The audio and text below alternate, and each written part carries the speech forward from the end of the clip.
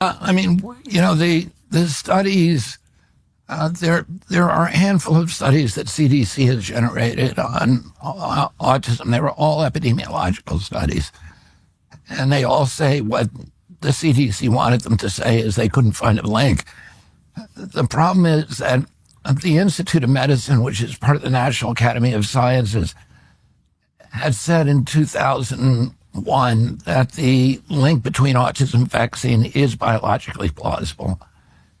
And they were highly critical of the way that CDC was making decisions about the vaccine schedule, that it was, this group ACIP, which is an external panel, which has the responsibility of deciding which new vaccines will be added to the schedule, that they had essentially been captured by industry. The people who serve on that panel, almost all of them have financial entanglements with the industry. And the Institute of Medicine recommended a litany, a retinue of studies, including animal models, observational studies, bench studies, and epidemiological studies. They said, you need this whole retinue to answer this question. The CDC never did those. Instead, it commissioned the creation of these 6 epidemiological studies, and none of them does what all of them were. They use fraudulent techniques. They say statistics don't lie, but statisticians do. And epidemiological studies are very easy to manipulate. None of those studies did what you would do if you wanted to find the answer, which is to compare outcomes in a fully vaccinated group to health outcomes in an unvaccinated group. And CDC did that study in 1999. They brought in a team of scientists under a Belgian researcher named Thomas Verstraeten, and they looked at the data. They looked at children who had received the hepatitis vaccine within the first 30 days of life, and compare those children to children who had received the vaccine later or not at all. And they found an 1,135% elevated risk of autism among the vaccinated children. And it shocked them. They kept the study secret, and then they manipulated it through 5 different iterations to try to bury the link. And, we know how they did it. They got rid of all the older children, essentially, and just had younger children who were too young to be diagnosed. And they stratified the data, and they did a lot of other tricks. And all of those studies were the subject of that kind of trickery. And so what we're going to do now, and meanwhile, the external literature is showing, over 100 studies that show that indicate that there is a link. But what we're going to do now is we're going to do all the kind of studies that the Institute of Medicine originally recommended. And we're going to do observational studies, retrospective studies, and epidemiological studies. We're going to do real science. And the way that we're going to do that is we're going to make the databases public for the first time. We've gone into CDC. We've gotten the data from CMS, which is Medicaid and Medicare. We're getting the data from the Vaccine Safety Data Link, which is the biggest repository for HMO health records. So those records would have all the records of vaccination and then the subsequent health claims. And you can do a cluster analysis and see if there's an association. And we're going to do some in-house studies ourselves, but more importantly, we're going to make this data available for independent scientists so everybody can look at it. And then we have already put out grant requests to the general scientific community so that any scientist with credentials can apply for a grant and tell us how they want to go about studying these. And we're going to get real studies done for the first time. And we should have some answers by September, some initial indicator answers. And then it'll take over the next 6 months, all these large studies by independent scientists all over the world. We anticipate there'll probably be about 15 different major teams who are all trying to answer this question. And within 6 months, we'll have definitive answers after September. And is it your expectation that those answers will differ from kind of status quo understanding? I think they will. My opinion, I always tell people, is irrelevant. People, we need to stop trusting the experts, right? We were told at the beginning of COVID, don't look at any data yourself, don't do any investigation yourself, just trust the experts. And trusting the experts is not a feature of science. It's not a feature of democracy. It's a feature of religion, and it's a feature of totalitarianism. In democracies, we have the obligation, and it's one of the burdens of citizenship, to do our own research and make our own determinations about things. Mothers, when they go shopping, they don't trust the advertising. A good mother does not trust the advertising. They don't trust what they hear. They do their own research, and it's a much harder way to live. But, that is one of the burdens of living in a democracy, is that we do our own research. We make up our own minds, and that's the way it should be done. And we're going to give people gold standard science. We're going to publish our protocols in advance. We're going to tell people what we're doing, and then we're going to use data, and we're going to publish the peer reviews, which is never published by CDC studies. We're going to publish anytime that we can the raw data, and then we're going to allow, and then we're going to require replication of every study, which never happens in NIH now. That's something new that we're bringing in, is that every study will be replicated. I thought that was like a basic precept of science. We can't know something unless the experiment showing it can be replicated, right? Yeah, that is a basic precept of science, and unfortunately, it has the kind of science that was done by NIH. And NIH was the gold standard agency when I was a kid. But they stopped doing that, and it incentivized a lot of cheating. And the reason it incentivizes cheating is that if you're a scientist, your career depends on how much you publish. And so if you have a hypothesis and you say, this is my hypothesis, this is the study that I want to do, and you get a grant from NIH, and the hypothesis turns out to be wrong, it doesn't, the science does not support it. A lot of times you cannot get that study published. That's science.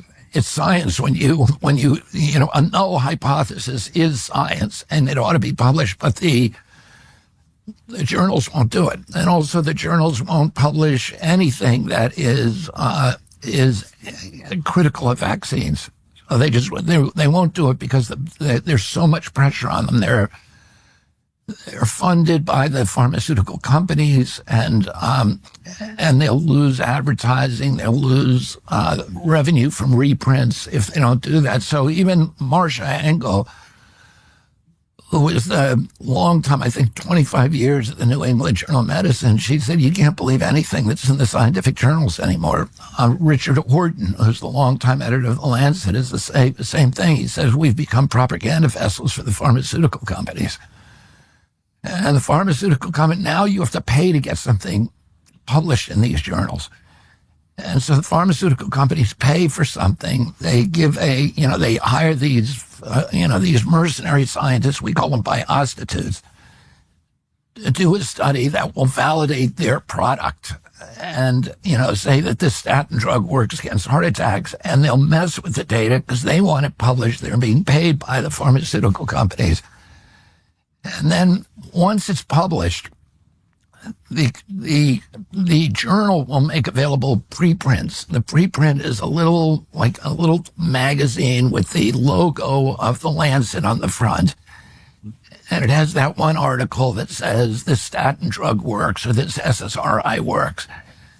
And then they have tens of thousands of pharmaceutical reps who will take those journal articles and go to every doctor's office in the country and say, and they're usually, let me put it this way, hot-looking women or, and they'll go, right, they'll go take the doctor out to lunch. They'll say, why don't you start prescribing this drug? And they'll incentivize the doctor in all kinds of ways to do that. And so the doctors also have their own incentives, perverse incentives. There's a published article out there now that says that 50% of revenues to most pediatricians come from vaccines. And then there's a whole structure where Blue Cross and the other insurance companies pay bonuses to the pediatrician to make sure if, for example, 95% of if their clients are fully vaccinated, they get a huge bonus. It could be tens of thousands of dollars. And that's why you're a pediatrician. If you say, I want to go slow on the vaccines or I want to have a little different schedule, your pediatrician will throw you out of his practice because you're now jeopardizing that bonus structure. And these are all perverse incentives that stop doctors from actually practicing medicine and caring for the client because they're looking at the bottom line. 20 years ago, 20% of the doctors in this country worked for corporations. Today, 80% do. And that corporation is telling you, we don't care what happens to your patient. We care about how much revenue you're generating. And, these doctors are coming out of medical schools with ginormous bills. And that will bankrupt them if they don't have a job. And so they're under tremendous pressure just to keep generating those funds. And the whole system, as you know, it's just a bundle of perverse incentives that where everybody is making money by keeping us sick, and I'm not saying that's deliberate or purposeful or planned in any way. It's just the incentive system that everybody makes money. The insurance companies make money if you're sick. Ironically, they make more money if the population is sick. And, that may seem counterintuitive to people. And a guy said to me once who worked for AIG, one of the big insurance companies, he said, I said, I want to go with some data to AIG and show them that, what they're doing is actually, I can show them on paper, what they're doing is actually making their people sicker. And they're the one group that you would think would want healthy people because they'd have to pay out less. And this guy said to me, think of it this way. If you're Lloyd's of London and you insure all the shipping in the world, is it better for you if one ship sinks a year or if 500 sink a year? And I said to him, it's better if only one sinks. And he said, no, it's better if 500 sink because then everybody has to get insurance. And what the insurance companies are collecting money is friction. Oh, they're taking a cut of the revenues that come through them. The more people that buy insurance, it doesn't matter what the claims are. If the claims are high, they just raise their premiums. And it's the amount of money that flows in the system that gives them money. So they're making money that way. The doctors are making money from keeping us sick.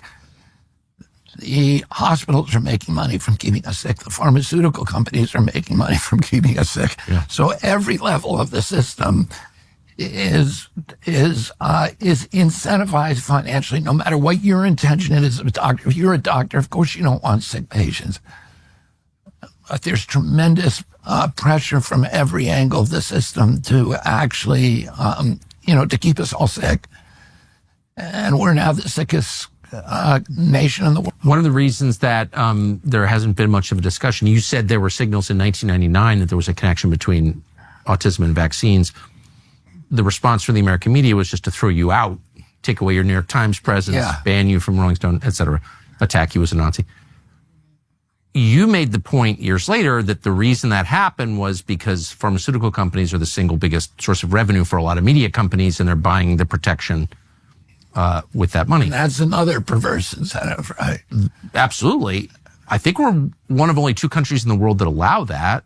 Can that be stopped? That's a question that we are looking at right now. And there's a bad Supreme Court case from a couple of years ago that gave that essentially anointed pharmaceutical advertising with First Amendment protection. The First Amendment protects political speech. So if you're saying something, political, you should have absolute protection under the First Amendment. If commercial speech has a lower level of protection, and the pharmaceutical advertising was regulated as commercial speech, and it was until 1990, really around 1992. It was you didn't see pharmaceutical advertising. There was no direct-to-consumer advertising on TV, and after that, and then there were more changes made in 1997. That's when it became, it exploded. And today, Roger Ailes, who both you and I knew, I had this very Roger Ailes, for your audience who doesn't know him, which I think most of them do, was the founder of Fox News. And I had this odd relationship with him because politically we were at loggerheads, but I had spent, when I was 19 years old, I spent 3 months with him in a tent in Africa. And we developed a friendship then. And as you know, he was a very engaging guy. He was very witty, really fun to be with. Very paranoid, but at the same time, brilliant. Yes. And so he was very kind to me. He was a very loyal friend to me, and he would make Sean Hannity and Bill O'Reilly and Neil Cavuto and all of the other hosts, who your former colleagues, put me on TV to talk about the environment. Even though he didn't agree with me on it, he made them put me on. So during the 80s and 90s, I was the only environmentalist who was going on Fox News. But I brought him one time around, I think it was like 2014, I brought him a documentary that we had done about mercury and vaccines. And he watched it.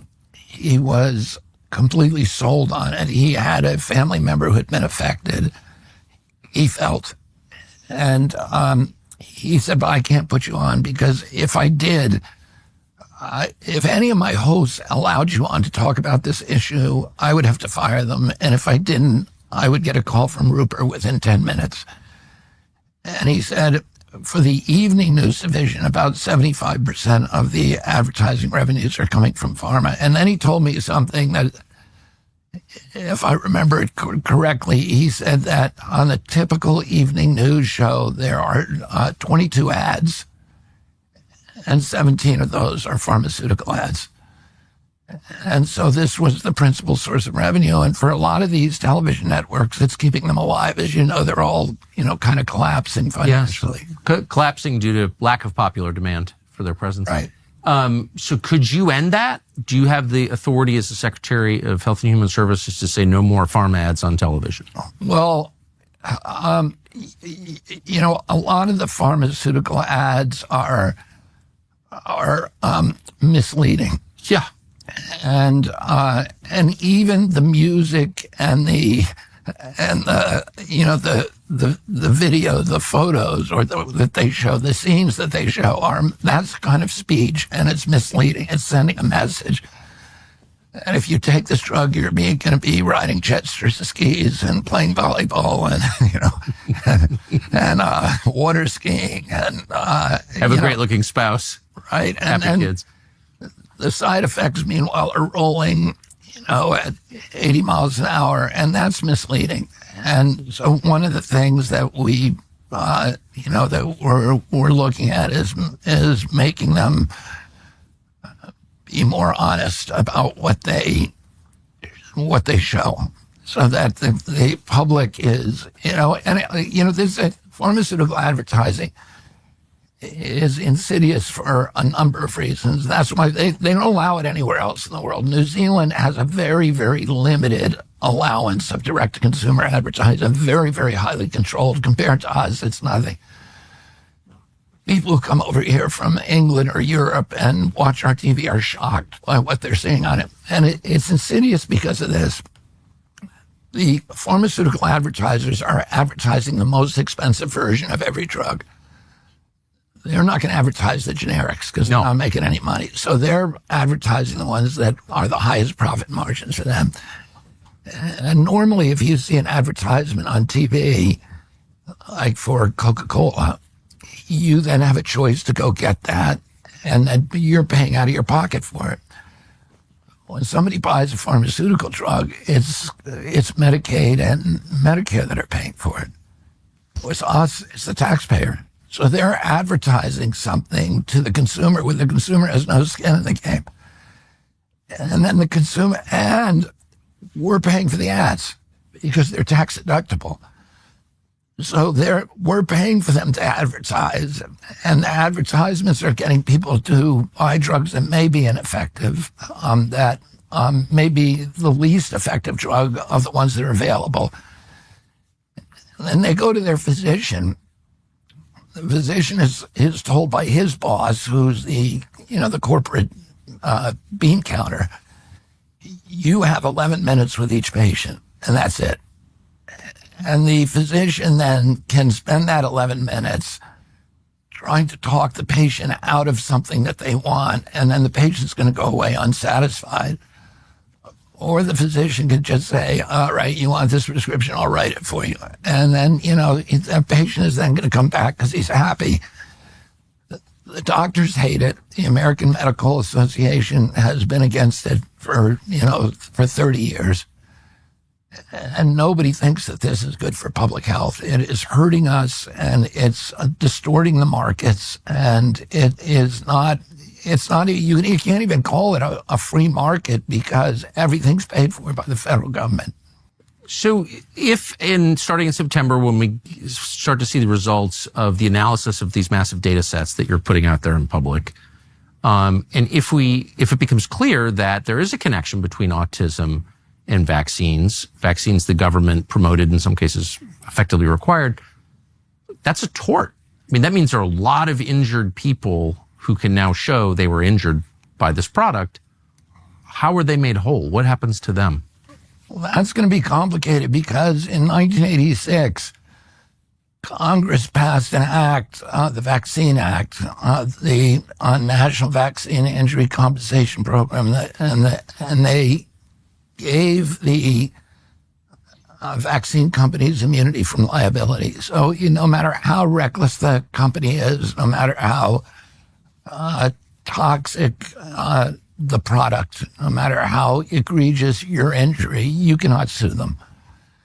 And that's one of the problems. And that actually is why one of the reasons we had this explosion in the vaccination program. When I was a kid, we only had 3 vaccines. And by 1986, the year the act was passed, there were 11 doses of, I think, 5 vaccines. And today there are a child to go to school in states like California and New York and many other states where you have mandates. An American child now has to receive between 69 and 92 vaccines between conception, so some of those are given to the mom during pregnancy, and age 18. And the reason it's 69 to 82 is some of the vaccines the different brands have different dose requirements. So some will require 3 doses, some will require 1 dose, some will require 4 doses. But that's a lot of vaccines for a kid. And each one of those is calculated, is designed to permanently alter your immune system. And so we have now this epidemic of immune dysregulation in our country, and there's no way to rule out vaccines as one of the key culprits. And if you look at all of these diseases that have become epidemic,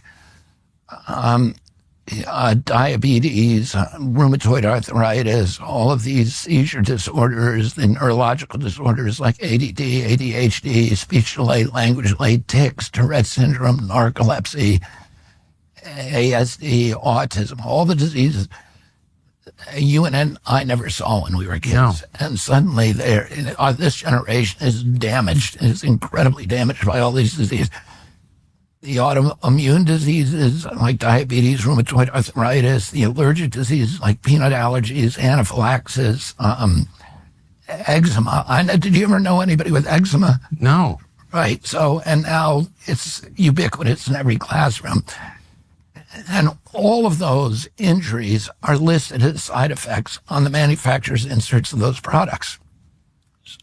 So we would have to be blind to not say we have to look at this as a potential culprit. We have to do the studies that the Institute of Medicine has been telling the CDC to do for 25 years. The Institute of Medicine told CDC in 2013 there are 158 injuries that are suspected to be vaccine injuries. Only 38 of those have been studied, and almost most of those, it was positive. It was, yeah, this is a vaccine injury. The other 120, whatever, and I'm not doing the math in my head, but the others have never been studied. The CDC's job is to study them, and yet it never studied them. And that was purposeful. And I'm not saying that out of speculation. I'm saying that because I've seen the emails. And CDC deliberately derailed any study on that. And if somebody independent scientist does do a study, they can't get it published. The scientific publishers will not publish a study that is critical of vaccines. So we need to change that taboo, and that's one of the things Jay Bhattacharya is doing at NIH, is we're going to remove the taboo about talking about this issue, and we're going to be honest with the American public.